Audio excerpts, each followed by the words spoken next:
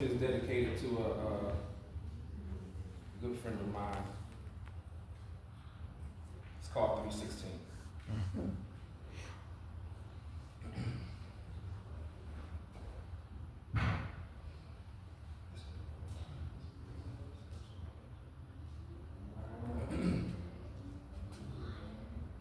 Oh, sorry, and I'm nervous, but like that's another thing too, right?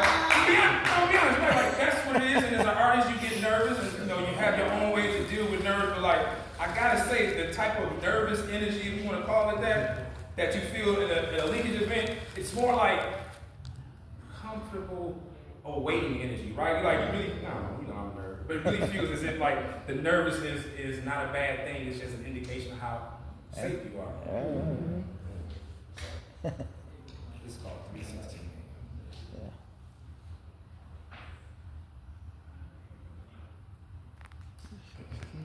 Yeah. It's 3:16 a.m. and I'm only writing you because I've accepted that I'm powerless. I'm only saying I've accepted that I'm powerless to say that I'm working on accepting it. I'm trying to. I turned right on Cathedral to right. She was the next available street. I knew I had to stop at some point, one of these times or one of these days, but everything makes me think of you. I knew I had to stop. Write what I say. You think the parts of me you knew and the parts that I hear, that I imagine in death, you know now. I made a right turn on Cathedral, thinking of how that night seemed a portent of things to come, things to pass, a sign, but I laughed because you were never religious in that way. More like Santeria or Condom, like sending me pictures of spirit, told them the strange images. I remember saying the evil were out in the desert to protect us, and you told me like, yeah, the plug has spirit vision too, bro. But who's looking out for you? I asked myself, my phone went out, my notes app open, entry mark 3:16 a.m. and I think of you, and I think of Danny, and I think of Reggie, and I think of Tony, and I think of the boy who hung himself across the hall, whose body I watched writhe and take strange shape through the cell window, etched with his please, this door, and I think of Ralph, and I think of Kevin, and I think of Charlie. I think of Charlie dying on his bunk with no one to care enough to cover his body when he passed. And I think of all the moments between my first taste of gun death, in between the first time powder burn scorched a piece of me, burned me beyond new bloom. When that first sweet weep of dread whispered to me of death, I felt the brush against my chest, taking heart and breath with it, and I feel it every time. He, you, we die. And I try to accept that I'm powerless.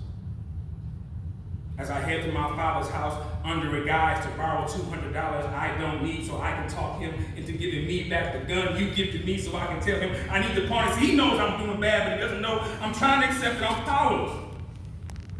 But I haven't yet, so in case I fail, I want to at least have your gun with, and if I accept the only power I have left, part 2.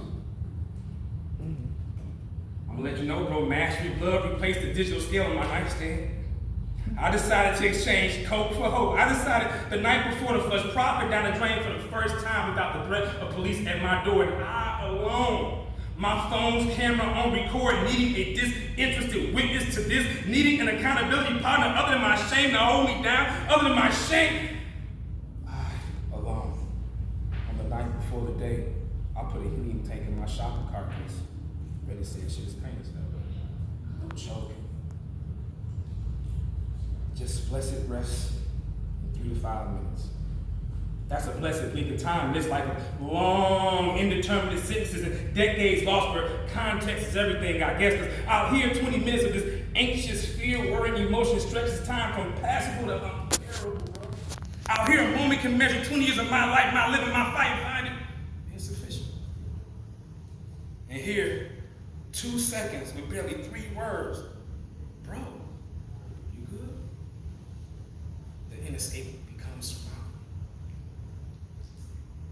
And I think about you. And I say to myself, damn, hope. We actually got some hope. So, bro, here's hoping I escape this new prison, this new time, but something more than the baby I left behind.